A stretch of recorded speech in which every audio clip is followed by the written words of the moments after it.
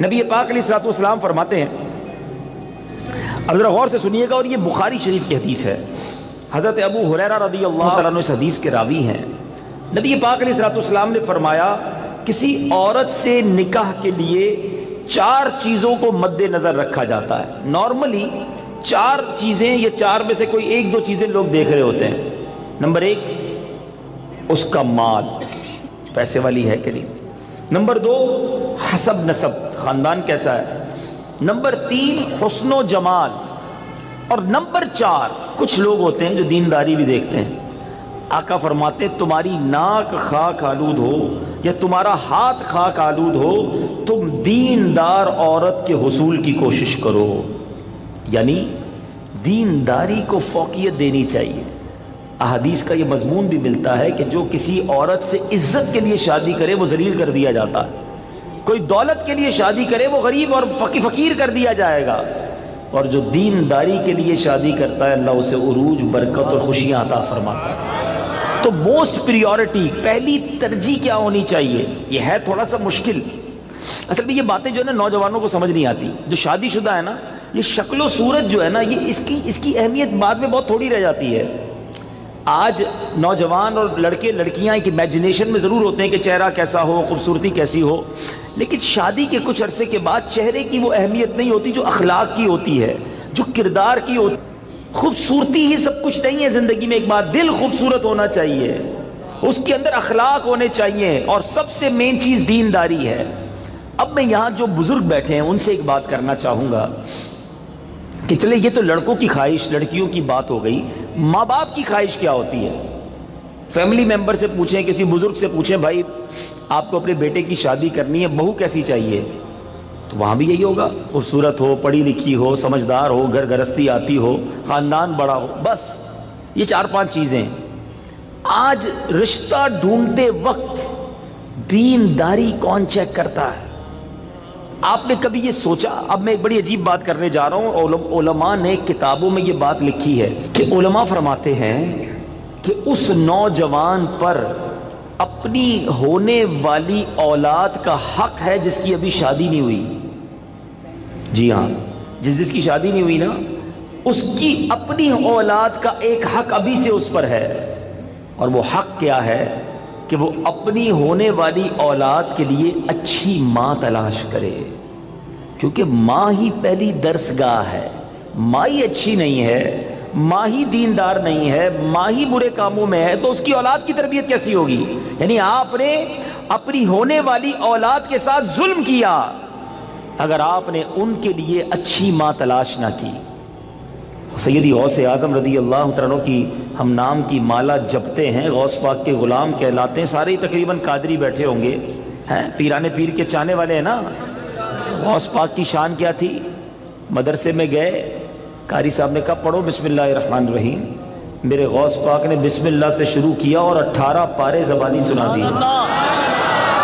قاری صاحب نے کہا پہلا دن ہے مدرسے میں، پہلے دن تو بچہ بسم اللہ مشکل سے پڑھتا ہے، تم نے زبانی 18 پارے سنا دیے، اور بھی سناؤ۔ کہا اتنی یاد ہے؟ کہا کدھر سے یاد کیے؟ کہا میں جب ماں کے پیٹ میں تھا میری ماں 18 پاروں کی حافظہ تھی، ماں تلاوت قرآن کرتی تھی، ماں کے پیٹ میں ہی میں نے قرآن یاد کر لیا۔ وہ حافظہ تھی تو بچے کو برکت ملی نا۔ اب جو ماں فلمیں دیکھنے والی، گانے سننے والی، بے پردہ گھومنے والی، نمازیں قضا کرنے والی ہوگی، اس کے پیٹ میں جب بچہ ہوگا تو کیا اثر پڑے گا بچے پر؟ خاتون جنت بی بی فاطمہ نبی پاک علیہ الصلوۃ والسلام کی شہزادی نے حسنین کریمین کو کیسے پالا ہے؟ یہ جنت کے پھول ایسے ہی نہیں ہیں۔ بی بی فاطمہ جب جھولا جھلاتی تھی تو قرآن کی آیتیں پڑھا کرتی تھی، بچپن سے قرآن سنا ہے حسنین کریمین کے کانوں نے۔ ہمارے بچے کیا سنیں گے اگر ماں دیندار نہ ہوئی؟ صرف خوبصورتی، صرف پیسہ، صرف جہیز۔ نہ کریں ایسا، وہ بچے بھی نہ کریں ایسا، اور ان کے ماں باپ بھی نہ کریں ایسا۔ سب سے پہلی چیز رشتہ کرنے سے پہلے جو دیکھنی ہے وہ اس کا عقیدہ دیکھو، اس کے ایمان کیسا ہے۔ بہت زبردست خوبصورت بھی ہے، پیسہ بھی ہے، جہیز بھی لائے گی، مگر اللہ رسول کے بارے میں عقیدہ اچھا نہیں ہے، اولیاء کے بارے میں کچھ اور سوچتی ہے، غوث پاک کی 11ویں منانے کو شرک سمجھتی ہے، اگر ایسی عورت ہے جو میلاد منانے کو جناب بدعت سمجھتی ہے، اگر ایسی عورت تمہارے گھر میں آ گئی جو صحابہ کرام یا اہل بیت اطہار کے بارے میں برے خیالات رکھتی ہے، بتاؤ نا کس کام کا اس کا پیسہ، کس کام کی اس کی خوبصورتی جو میرے پورے گھر کے عقیدے کو برباد کر کے رکھ دے۔ اس باپ پر تف ہے اور اس نوجوان پر بھی تف ہے کہ جس نے شادی کرتے وقت یہ نہ دیکھا کہ میری ہونے والی جو بیوی ہے اس کا عقیدہ کیا ہے، اور پھر نماز پڑھتی ہے کہ نہیں، پردہ کرتی ہے کہ نہیں۔ ارے اگر بے نمازی اور بے پردہ عورت تمہارے گھر میں آتی ہے تو وہ کیا بچے کی تربیت کرے گی اور تمہارے آئندہ آنے والی نسلوں کا کیا ہوگا؟ اور اسی طرح جو میری بہنیں مجھے سن رہی ہیں اور وہ مائیں جو مجھے سن رہی ہیں، وہ والد جو مجھے سن رہے ہیں کہ جو اپنی بچیوں کے لیے رشتہ تلاش کر رہے ہیں، کیا دیکھتے ہیں؟ بچہ دکھتا کیسا ہے؟ ارے بھائی دکھنے میں کمزور ہوگا پھر بھی چلے گا، پیسے کتنے کماتا یہ بتاؤ، ہیں؟ خاندان کیسا ہے؟ اچھا پھر ہم 2-3 برائیاں چیک کرتے ہیں، یہ بھی بڑا عجیب معاملہ ہے۔ کیا چیک کرتے ہیں؟ شراب تو نہیں پیتا، جوا تو نہیں کھیلتا، نشہ تو نہیں کرتا، بس یہ 2-3 برائیاں ہی چیک کرنی ہے۔ یقیناً شراب پینا حرام ہے، جوا کھیلنا حرام ہے، نشہ کرنا اچھا نہیں ہے، لیکن نماز نہ پڑھنا کوئی گناہ نہیں ہے، سب سے بڑا گناہ ہے۔ اچھا پھر یہ تینوں چیزیں پتہ ہے کیوں چیک کرتے ہیں ہم؟ اپنے دل سے پوچھو، گناہ ہے اس لیے یا لوگوں کو برا لگتا ہے اس لیے؟ خاندان کا نام خراب ہو جائے گا نا، کسی نشئی کو داماد بنا لیا، کسی شرابی کو داماد بنا لیا، اپنی بیٹی کسی جواری کے ہاتھ میں دے دی، لوگ کیا کہیں گے؟ اس لیے اللہ ناراض ہوگا اس کی فکر نہیں۔ اگر اس کی فکر ہوتی تو پہلے یہ چیک کرتے اس کا عقیدہ کیا ہے۔ ایسا بھی ہوا ہے، ہم نے دیکھا ہے کہ اپنے باپ نے اپنی بیٹی کو پردہ کرایا ساری زندگی، اولیاء کرام صحابہ کی محبت گھر میں تھی، اور ایسی جگہ بیٹی بیاہ دی کہ شادی ہونے کے بعد سسرال والوں نے کہا کہ پردہ ختم کرو، ہمیں پردہ اچھا نہیں لگتا، اور خبردار آئندہ اولیاء کرام کا نام لیا۔ اب باپ سر پکڑ کے روتا ہے، پتہ نہیں اپنی بیٹی کدھر دے دی۔ اب خیال آیا تمہیں، پہلے نہیں سوچنا تھا؟ رشتے میں سب سے پہلے عقیدہ ہے، مگر جو کسی کا آقا ہو اس کی تربیت ایسی کی جا رہی ہے تو مجھے بتائیے آج کا ملازم ہمارا غلام تو نہیں ہے نا؟ آج تو ہم نے اس سے ایک وقت کا اجارہ کیا ہے کہ جناب آپ 8 گھنٹے کے لیے میرے پاس آئیں گے اور پرٹیکولرلی یہ کام کریں گے، جو کام دیا میں اس سے وہ کام لے سکتا ہوں، نہ میرا وہ زر خرید غلام ہے، شام کو جا کر وہ کچھ بھی کرے اس کا میرا کوئی کانٹریکٹ ہی نہیں ہے۔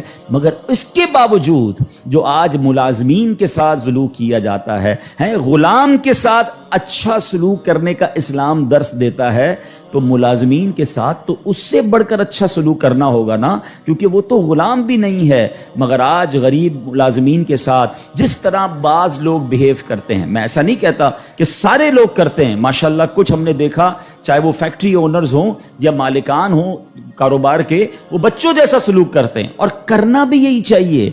وہ غریب ہے تو اس کا مطلب یہ نہیں کہ اس کے پاس دل نہیں ہے، اور اسلام ہمیں حقوق بیان کرتا ہے اور ہمارے صحابہ نے اس کو کس طرح امپلیمنٹ کیا۔ اب یہ ایک بات ذہن میں رکھنی ہے، نبی پاک کی ایک حدیث یاد رکھیے گا، میرے آقا علیہ الصلوۃ والسلام فرماتے ہیں من آذا مسلمن فقط آذانی ومن آذانی فقط آذ اللہ، جس نے کسی مسلمان کو تکلیف دی۔ اب اس میں کہیں بھی ایسا نہیں ہے کہ اپنے برابر کے مسلمان کو تکلیف نہیں دینی ہے۔ میں چیمبر آف کامرس کا ممبر ہوں تو کسی چیمبر آف کامرس کے ممبر کو تکلیف نہیں دینی، میں فیکٹری مالک ہوں تو کسی فیکٹری مالک کو تکلیف نہیں دینی، میں ایک ایلیٹ کلاس یا اچھی کلاس کا رہنے والا ہوں تو اپنی طرح کے لوگوں کو تکلیف نہیں دینی۔ یہ مطلقاً حدیث ہے، من آذا مسلمن، ٹھیلے والے کو بھی تکلیف نہیں دینی جو مسلمان ہے، جو جناب میرا ملازم ہے اسے بھی تکلیف نہیں دینی، جو میری فیکٹری کا دروازہ کھولتا ہے مجھے اسے بھی تکلیف نہیں دینی۔ بلکہ میں آپ کو سچ بات بتاؤں، یہ وہ لوگ ہوتے ہیں کہ جن کے ساتھ اچھا سلوک کر کے ہم اپنے رب کو بہت راضی کر سکتے ہیں۔ اب ایک اور واقعہ سنیے، اور سبحان اللہ یہ واقعہ بھی حضرت بلال حبشی ہی سے ریلیٹ کرتا ہے۔ اب آپ ایک اور بات سمجھیے، حضرت بلال حبشی کا بیک گراؤنڈ کیا تھا؟ حبشہ جو ہے وہ ایتھوپیا کو کہتے ہیں، آج کل وہ ملک ایتھوپیا ہے، ٹھیک ہے نا؟ اٹ مینز وہ افریقن تھے، عرب کے اندر ایک افریقن غلام کے طور پر وہ آئے تھے، اور آپ نے بہت ڈیفیکلٹ لائف اسلام کے لیے گزاری۔ جو آپ کا آقا تھا نا امیہ، میں نے وہی کہا کہ باٹ کر لیتے تھے، خرید لیتے تھے، وہ بہت سخت اسلام دشمن تھا۔ اب امیہ کو جب پتا چلا کہ حضرت بلال مسلمان ہو گئے، اب اس نے حضرت بلال پر مظالم کے پہاڑ توڑ دیے. ابھی حیدرآباد میں ہم لوگ موجود ہیں, گرمی کا سیزن ہے, ہم شاید 10 منٹ بھی باہر گرمی میں کھڑے نہ رہ سکیں اس وقت, لیکن مکے کی گرمی, جن کو جو گئے ہیں مکے مدینے میں, حضرت بلال کو تپتی ریت پر وہ لٹاتا تھا. اجر عطا فرمائے حضرت ابو بکر صدیق رضی اللہ تعالیٰ عنہ کو. دیکھیں حضرت ابو بکر صدیق بھی بزنس مین تھے, یہ میرا ٹاپک نہیں ہے, ورنہ ایک بہت خوبصورت یہ بھی ٹاپک ہے کہ ہمارے صحابہ جو بزنس مین تھے انہوں نے کہاں کہاں پیسے خرچ کیے. میں اور آپ بھی کرتے ہیں, but what a right investment they did on that time. حضرت عثمان غنی کی انویسٹمنٹ دیکھیں, آج بھی حضرت عثمان غنی کا وقف مدینے میں جاری ہے, آپ کے علم میں ہوگا. بہرحال حضرت ابو بکر صدیق گئے اور امیہ سے کہا کہ بلال مجھے بیچ دو. اب امیہ جو تھا نا وہ بڑا شیطان تو تھا ہی, اسلام دشمن تھا. حضرت بلال سے اس کا بغض کی وجہ بھی یہی تھی. تو اس نے مثال کے طور پہ, اس وقت مارکیٹ ریٹ تھا 500 درہم, میں مثال کے طور پر, اس نے کہا میں 1000 درہم لوں گا. آپ نے کہا ٹھیک ہے. حضرت ابو بکر کہتے ہیں کہ نہیں اب 2000 لوں گا. سودا ڈن ہونے کے بعد کہتا ہے اب 2000 لوں گا. آپ نے کہا اوکے. کہا 3000 لوں گا. آپ نے کہا اوکے. وہ قیمت بڑھاتا گیا, حضرت ابو بکر صدیق اوکے کرتے گئے. اب ایک پرٹیکولر بڑی بگ اماؤنٹ پر حضرت بلال کی ڈیل ہو گئی. امیہ کہتا ہے اے ابو بکر, میں نے تو تمہارے بزنس کے بڑے چرچے سنے تھے, مجھے تو یہ پتا تھا کہ تم جو ہے بڑے جانچ کر بڑی طریقے سے سودا خریدتے ہو, اتنا مہنگا یہ حبشی غلام خرید لیا.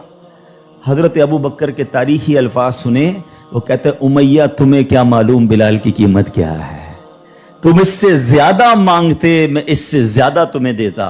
اللہ اکبر. رقم دی, حضرت بلال کو لے کر نبی پاک کے پاس. اب ذرا سنیے گا, جب نبی پاک نے حضرت بلال کو دیکھا نا, کہا حضرت ابو بکر کہتے ہیں یا رسول اللہ بلال حاضر ہے, بلال کو آزاد کروا کے لایا ہوں. نبی پاک فرماتے ہیں اے ابو بکر, بلال کو خریدنے میں جتنے پیسے خرچ کیے تھوڑے پیسے میرے بھی اس میں شامل کر لو.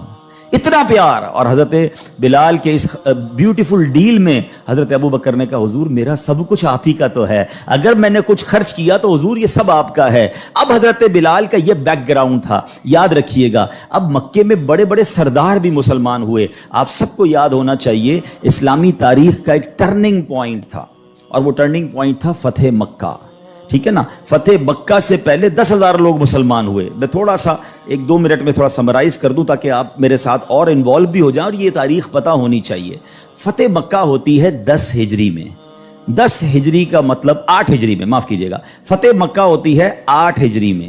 8 ہجری کا مطلب ہے کہ نبی پاک علیہ الصلوۃ والسلام نے جو 40 سال کی عمر میں اسٹرگل آف اسلام شروع کی, اس کے 13 سال مکے میں گزارے, 8 سال مدینے میں گزارے. 13 اور 8 کتنے ہو گئے؟ 21 سال. 21 ایئرز میں 10,000 مسلمان ہوئے تھے. سمجھ رہے بات کو؟ اور اب کانکر ہوتا ہے مکہ. جب مکہ فتح ہوا اور تمام مظالم کرنے والے لوگ موجود تھے, سرداران مکہ موجود تھے, اور ان کو پتا تھا آج ہمارے تکہ بوٹی کر دیے جائیں گے, آج ہمارے سر قلم کر دیے جائیں گے, کیونکہ ہم نے تو اتنا ستایا ان کو, مکہ چھوڑ کے مدینے جانا پڑا.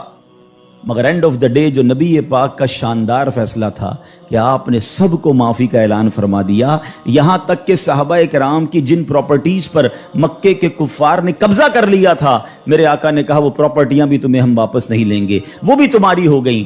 اس معافی کا فائدہ کیا ہوا یہ سمجھنا بہت ضروری ہے کہ 10,000 مسلمان ہیں 21 سالہ کوشش میں, اور سن 10 ہجری میں آفٹر 2 ایئرز جب میرے آقا فتح مکہ کے بعد حج فرماتے ہیں, جس کو ہم حجۃ الوداع کہتے ہیں, اور خطبہ حج کے موقع پر میدان عرفات میں 1,24,000 صحابہ کرام ہوتے ہیں. معافی کا فائدہ دیکھ رہے ہیں, ہم کہتے ہیں بدلہ لوں گا, دشمنی چلے گی, نسل در نسل چلے گی, مٹا کے رکھ دوں گا, چھوڑوں گا نہیں. لڑائی کر کے دیکھ لو یا معاف کر کے دیکھ لو. ایک معافی نے اسلام کو کہاں پہنچایا؟ 10,021 سالوں میں, اور معافی کے بعد ودن 2 ایئرز 1,24,000 صحابہ کہاں موجود ہیں؟ عرفات کے میدان میں موجود ہیں. اینڈ فرام دیٹ ڈے, ایک اور بات, ہسٹری پڑھیے اسلام کی, فتح مکہ کے بعد اسلام نے جو ٹیک آف کیا ہے, آج تک اسلام پیچھے نہیں گیا. 200 کروڑ مسلمان ہیں آج دنیا میں. یہ فیضان ہے فتح مکہ کے اس اعلان کا, لا تثریب علیکم اليوم, آج تم سب آزاد ہو, تم سے کوئی سوال نہیں ہوگا. اور اس کے بعد سے اسلام کو جو عروج ملا. لیکن بھائی تربیت کا ٹائم تھا نا, جب یہ فتح مکہ ہو گیا نا, تو پیارے آقا علیہ الصلوۃ والسلام نے اب مکے کی چابی, کعبے کی چابی ملی, اور اب کعبے کی چھت پہ اذان دینی تھی. یعنی ایک طرح سے یہ ایک وکٹری کا اعلان تھا. تو نبی پاک نے کس کو کہا؟ حضرت بلال کو کہا کہ بلال جاؤ اور کعبے کی چھت پہ اذان دو۔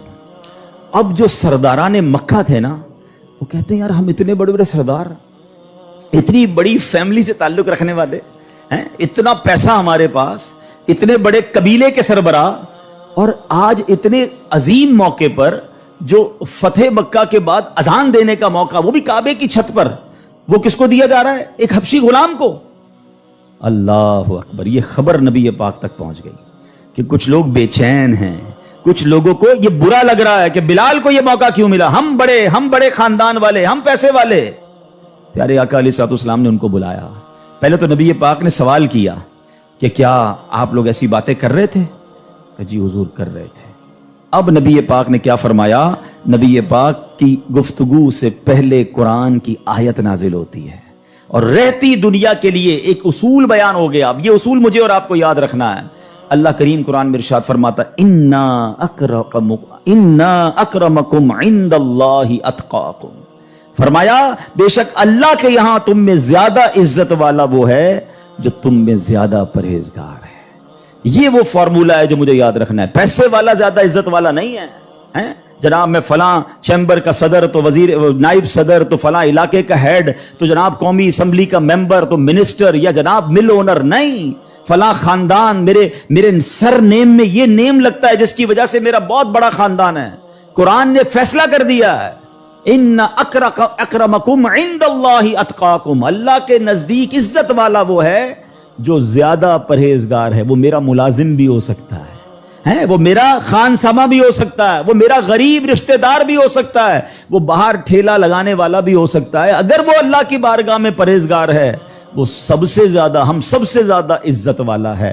اور یہی اسلام کا حسن ہے۔ اچھا مزے کی بات یہ ہے، ایک طرف تو یہ حسن ہم پریکٹیکلی بھی پریکٹس کرتے ہیں۔ مثال کے طور پہ بعض اوقات آفس میں نماز کا ٹائم ہو گیا اور ہمارے کسی ملازم میں کوئی باشرہ ہے یا حافظ صاحب ہے یا اچھا تلاوت کرنے والا ہے، ہم اس کو کہتے ہیں حضرت آپ نماز پڑھا دیں۔ بالکل اچھی بات، یہ تو اعلان ہے نا کہ بھائی آپ سیٹ ہیں، آپ پیچھے ہیں، اور امامت کون کر رہا ہے؟ ایک نارمل سا انسان ہے، لیکن وہ عبادت گزار ہے، اس کو قرآن آتا ہے، مگر صرف نماز کی حد تک۔ امام صاحب نے نماز پڑھا دی، پھر جا کر اس سے وہی انداز اختیار کرنا ہے جو عام ملازمین سے کرنا ہے؟ نہیں، یہ فارمولہ ہمیں اسلام سکھا رہا ہے۔ تو یہاں میرا جو آج ٹاپک ہے کہ سیٹ اور ملازم میں فرق، یہ ہمیں نہیں کرنا ہے۔ ٹھیک ہے، کاروبار ہے، آپ اس سے کام لیں، آپ اس سے اجرت پر کام لے رہے، مگر آپ نے اس سے خریدا نہیں ہے، اور اگر خرید بھی لیا ہے تو اس کے اوپر زیادتی کی اجازت نہیں ہے۔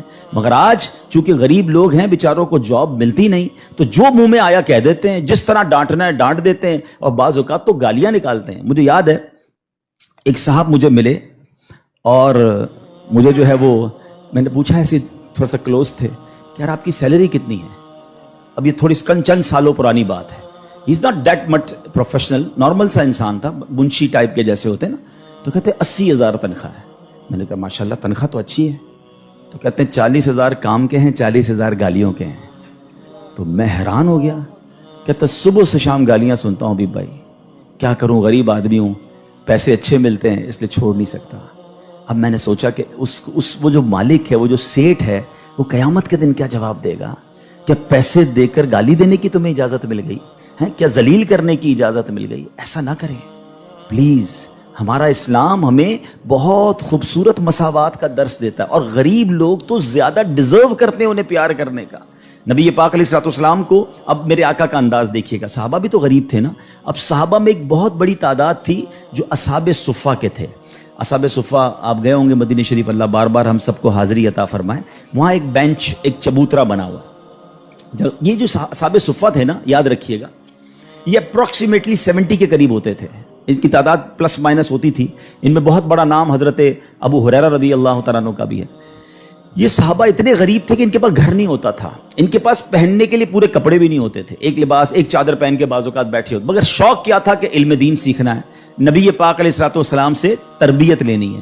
تو کھانا بھی پیارے آقا انہیں بھجوا دیتے، اور نبی پاک ان کے ساتھ رہتے تھے۔ اب ذرا یاد رکھیے گا، صحابہ کرام کچھ تھے جو مزدوری کا کام کرتے تھے۔ ہمارے ساتھ بھی کبھی کبھی ہوتا ہے کہ یار کوئی محنت مزدوری والا آئے تو اس کے کپڑوں سے اسمیل آتی ہے، کپڑے پرانے ہوتے ہیں، بدبو آ رہی ہوتی ہے، ہم اس سے دور ہو جاتے ہیں۔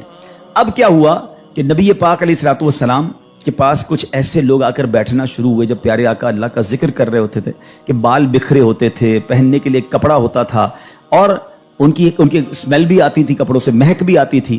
تو نبی پاک علیہ السلام نے فرمایا الحمدللہ الذی جعل فی امتی من امری ان اصبر نفسی معہم، سب تعریف اللہ پاک کے لیے ہیں جس نے میری امت میں ایسے لوگ پیدا فرمائے جن کے ساتھ اپنی جان مانوس رکھنے کا مجھے حکم دیا گیا ہے. اور یہ حکم اللہ نے قرآن مجید فرقان حمید میں دیا، وَاصْبِرْ نَفْسَكَ مَعَ الَّذِينَ يَدْعُونَ رَبَّهُمْ بِالْغَدَاةِ وَالْعَشِيِّ يُرِيدُونَ وَجْهَهُ، اور اپنی جان کو ان لوگوں کے ساتھ مانوس رکھ جو صبح و شام اپنے رب کو پکارتے ہیں، اس کی رضا چاہتے ہیں، غریب ہیں مگر نیک ہیں، اللہ کی رضا چاہتے ہیں، ذکر الہی کرتے ہیں. آقا فرماتے نبی پاک ان مزدوروں کے ساتھ بیٹھ جایا کرتے تھے. اور آج بعض اوقات ہم اپنے ساتھ ایسے لوگوں کو بٹھانا پسند نہیں کرتے، بہت معذرت کے ساتھ. یہ تکبر کی نشانی ہے. تکبر کہتے ہی تو اسی کو ہے نا کہ اپنے سے کسی کو ذلیل سمجھنا. اور try to understand the severity of proud.